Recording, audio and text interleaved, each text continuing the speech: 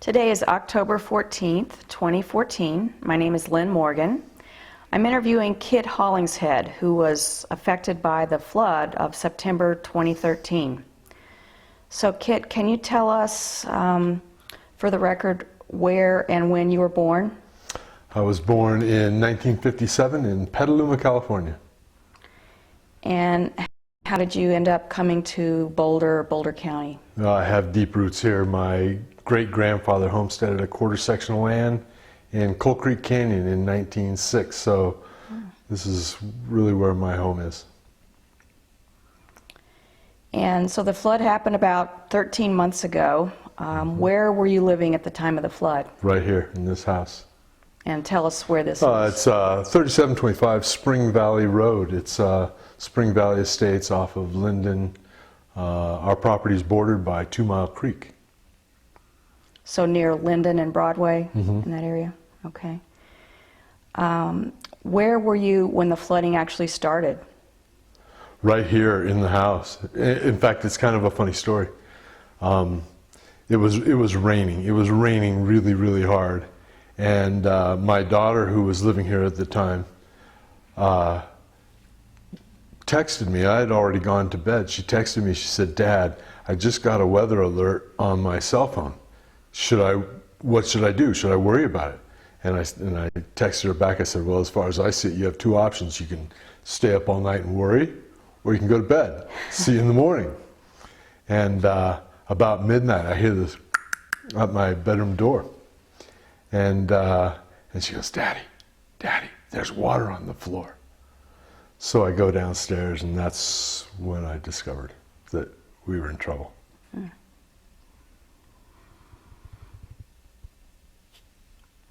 Tell me about your flood experiences. Like, did you have damage to your house, or? Well, what happened? We had some landscape damage, and I can get to that in a little bit. But the biggest problem that we had was we're bordered by open space on a large side of our property, and that open space was compromised by 2 Mile Creek being topped out.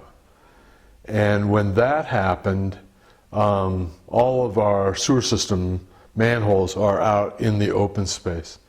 And when the floodwaters came down, the covers blew off of the manholes, and the manholes all filled in with rocks and silt and whatever, lots of debris, and filled up. And so then all the storm water, instead of flowing down through the septic system, came back up into the house. It was funny, I tried to stop it. I went down with my daughter after she knocked on the bedroom door. I tried to stop the flow by taking, wet towels and buckets and just trying to put it on top of the floor drain. We have a floor drain next to the laundry room downstairs, and it worked. By God, I got the water to stop coming out of the floor drain. And then I listen, and I go into the bathroom downstairs, and it's coming up over the shower pan. So I did the same thing. I stopped up the shower pan and got that one plugged. Then it started coming up over the toilet. I said, well, this is a losing battle. I said, as soon as I stop it over the toilet, it's going to start coming up out of the sink. And the force of water is just way too much to try to stem. So what were the injuries, well, not injuries, the damages to the house as a result? Well, really, it was just that water flowed into the house for 4 days, 5 days, something like that, through the floor drains. It was unstoppable. And with water in the house, it wicks up the drywall and ruins the drywall. The carpet was ruined. There's mold issues because everything's wet behind the drywall, so everything has to be taken out. Everything has to be replaced.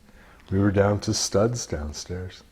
And didn't you just recently complete a big remodel of the house? We had remodeled this floor. And then the second part of the remodel was going to be our landscaping. And then the third part was going to be the basement. We really didn't have intentions on doing that for another 3 or 4 years. But, our plans got changed for us. So how much monetary damage did you incur as far as having to replace? Well, it's a little bit hard to say because we did some remodeling since we were down to studs downstairs. We did some remodeling that we had wanted to do anyhow. So, we were out of pocket about $50,000. We were fortunate to have had some insurance for sewer backup, and we had some FEMA money that came through because my daughter's bedroom was impacted. That was the only living space downstairs, but it had to be brought up to code. So FEMA was quite generous and very quick with sending somebody out here and getting things taken care of. Do you mind telling us how much FEMA gave you? FEMA gave us $7,500. Is that pretty common? Like, is that what most people got, or? I heard people getting $750. I heard people getting $15,000. It was all over the board. I don't know what the criteria was for determining who got how much. My understanding is that it was all based on how much damage you had and if the damage was in a living area of the home, which it was. I mean, my daughter lived in the basement. That's where her bedroom was. And were you displaced from living in the home? No. She moved upstairs into the guest room, and we were essentially unaffected on this level of the house. Were there any particular incidents that stood out to you just in going through this experience? We were really quite fortunate.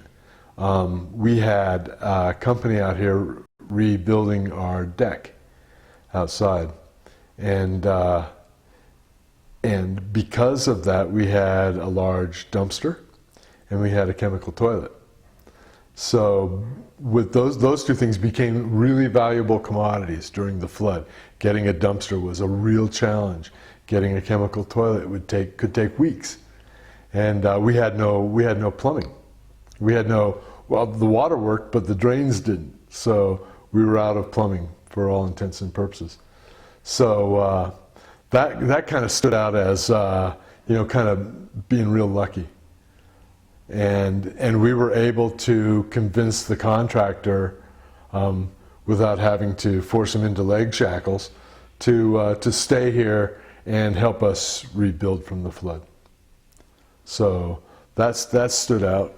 And your contractor was willing to just sort of add on the flood damage to his already existing contract? Well, yeah, since he was here already, he had his work trailer was parked in the driveway, and the big roll-off dumpster was here. He just kept on going. Just kept on.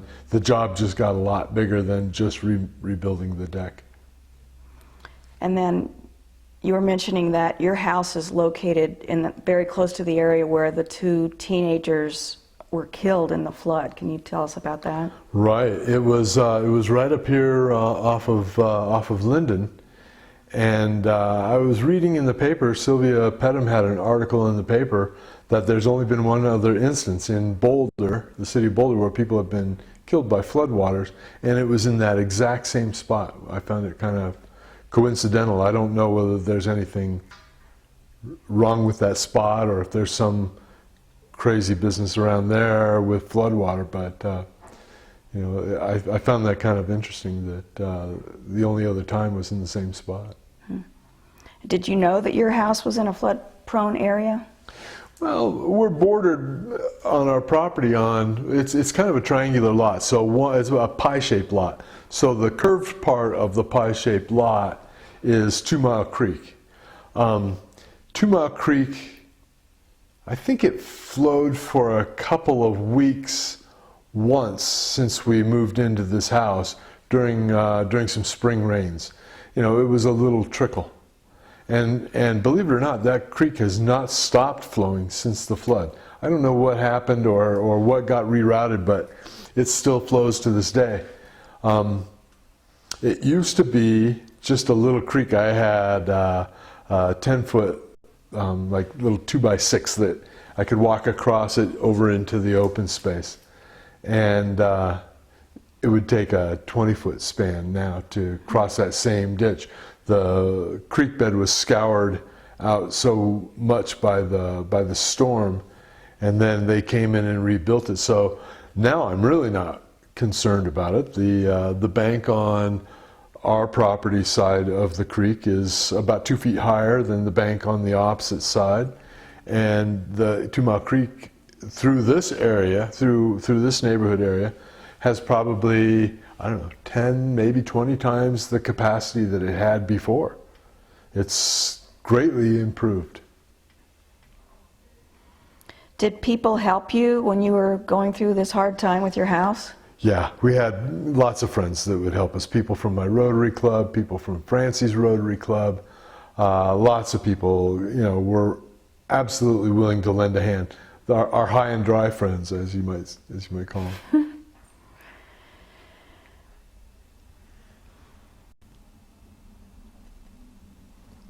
Tell me about how your neighborhood has been affected in any way by the flood. Well, there's a whole lot of new soil, new trees, new landscaping in this area because we were really scoured down to rocks. One of the issues, there's a house about 3 doors up that's in the county that has a real high security, had a real high security, very solid fence on the south side of their property. 2 Mile Creek ran through their property, and they had built several structures going over the creek to cross to the back side of their lot. And during the flooding, those structures that they built, little bridges that they built, impacted they failed and fell into the creek, and water backed up against their fence to like it would a reservoir until the fence failed, and that sent a ton of water down through here, and that's what really got our landscaping. It didn't affect our house at all as far as the structure goes, but it devastated our landscaping.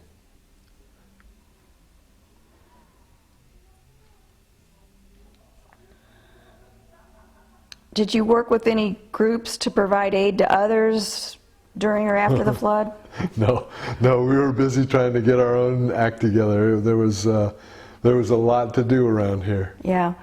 And so how has the flood affected you long-term, physically, mentally, and emotionally? And I should also mention that you're a jeweler, and I remember Francie telling me that your studio is in the basement, so I forgot to ask you about the effects of your studio. Yeah, I was out of work for a couple of months. Yeah. I was out of work, so if you don't have your tools and you can't sit in your space, the sump pump for the house is right there as well, and it was pumping water out every 20 seconds. It was pumping 5 gallons of water out through a pipe, through my studio, through the garage, and out through the driveway.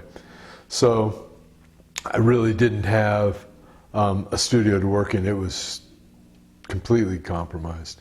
As far as damage, my desk was ruined. Some of the cabinets had to come out and be dried underneath.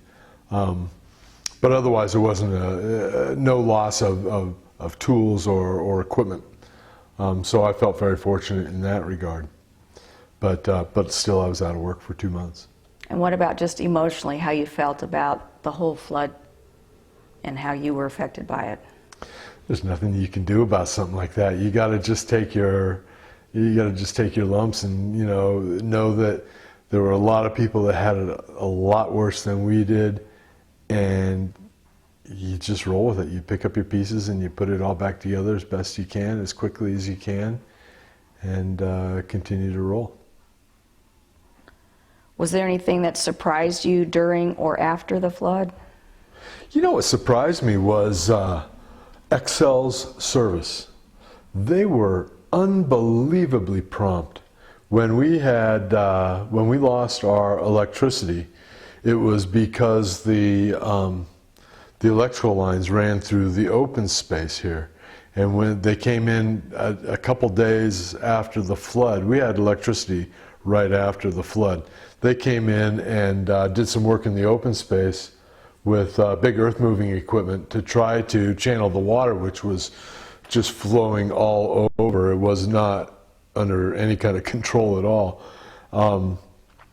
And with their big earth movers, they upset the electrical power and we lost electricity.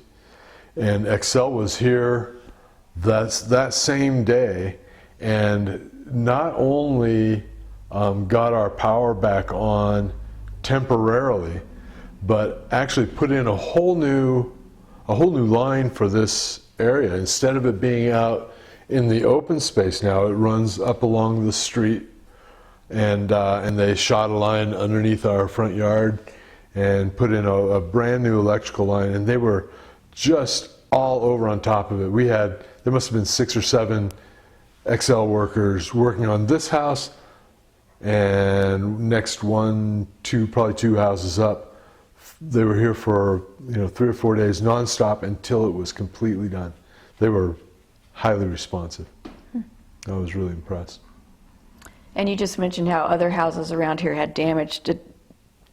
Did you become closer to your neighbors as a result of going through this flood? Like, were the majority of your neighbors affected? you get to know people more that way. It's kind of sad that we meet our neighbors through crisis, but yeah, we got to know our neighbors a lot more.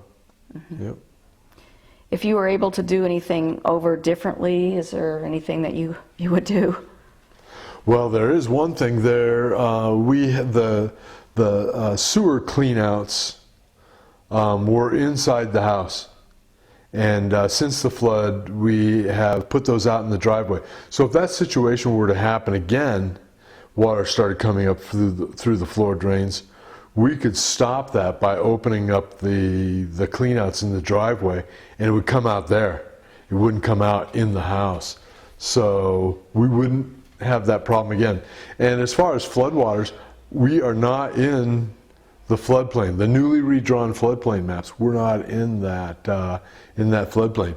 Everything on the other side of the creek is, but we are not. That seems really unusual that you wouldn't be in the floodplain if you're right next to 2 Mile Creek. Well, the way I guess it has something to do with the way they rebuilt the creek. Have there been any repair or mitigation efforts that the city or county has done since the flood? Well, I was working closely with several of the people from the city when they were coming out here. Because I didn't have anything else to do, I couldn't work.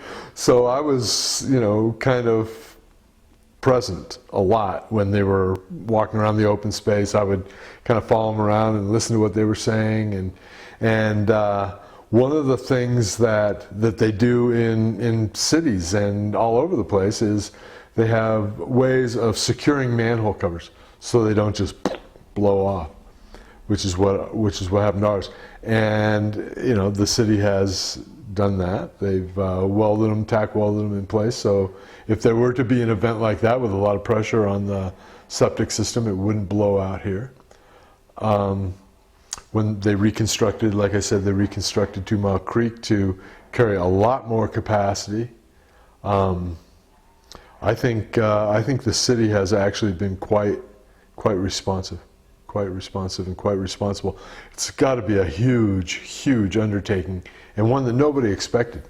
So to have this all of a sudden in a 24-hour span of 17.5 inches of water, all of a sudden, caught everybody off guard. So I think for what they were able to do, I think they did a great job. Are there any lessons that you've taken away from dealing with the flood? Well, putting those cleanouts in the driveway was a big one. I wish I would have had those before. I wouldn't have had to go through any of this if I would have had that before. No, as far as lessons, did I learn any lessons? I learned that Mother Nature is an awesome force.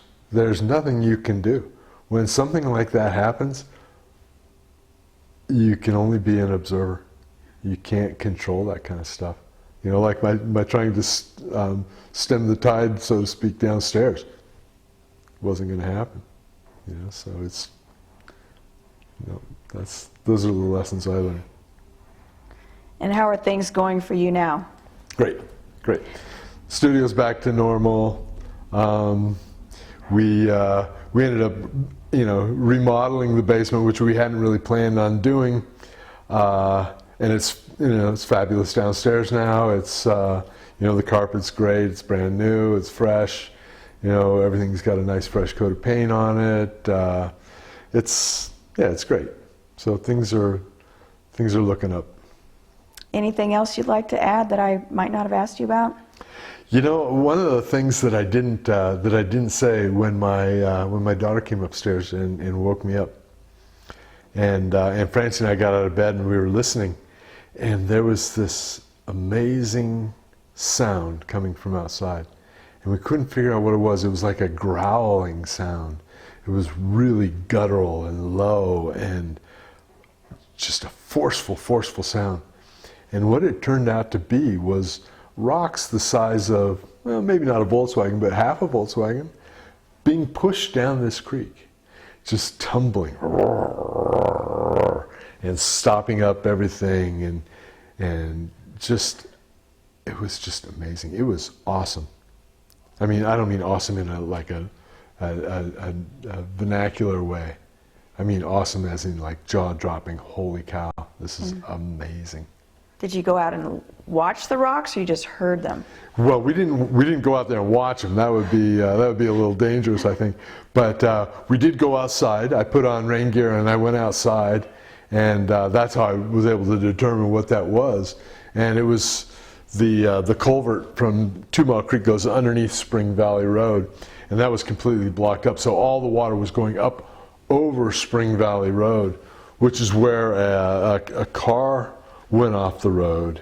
There was a couple who live up the street that were leaving. He had back surgery the next morning, and so they figured they'd get out and go get a hotel room down at St. Julian or something, just in case something were to happen.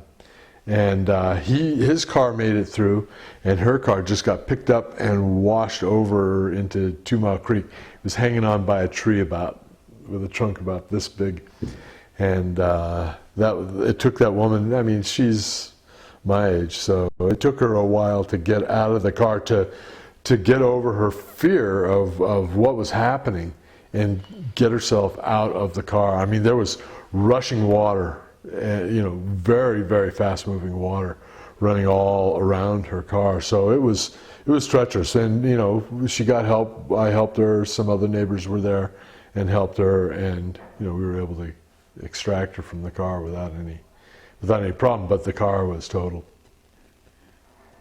Well, thank you so much, Kit. We appreciate it. You're welcome. You're very welcome.